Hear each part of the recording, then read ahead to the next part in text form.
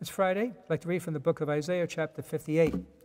Do you call this a fast, a day acceptable to the Lord?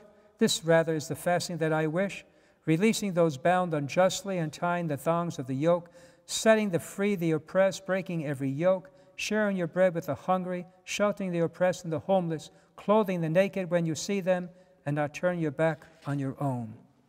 So we had the opposing views what a fast. So the Israelites were fasting, depriving themselves some food, but they were,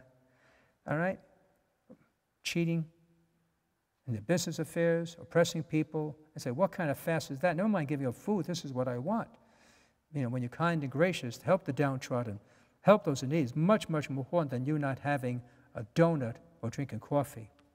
Sort of like taking a test. I was a teacher and I got exams returned in this fashion, and I myself probably did the same thing.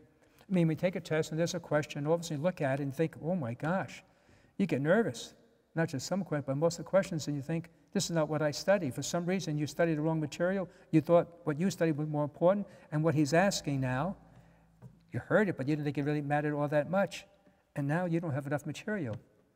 You can't leave it blank, and you want to let the teacher know that you didn't just blow off the test and didn't work at it, didn't try to study. So what you do is you write down whatever you know. Trying to impress him, say, well, at least he did work, he did study something. I know as a teacher I got those answers, and also as a student I also answered that way as well, hoping that somehow I have a little mercy. And so that's what it is with this fasting. We think, well, the fasting is giving up food and drink, whatever it may be. But God said, no, that's not what I want. It's helping the oppressed, the poor. How does that affect them? That's what counts. That's the answer I want you to write down. So now maybe we know God's will. May we know the heart of God, and may that's why we change our lives.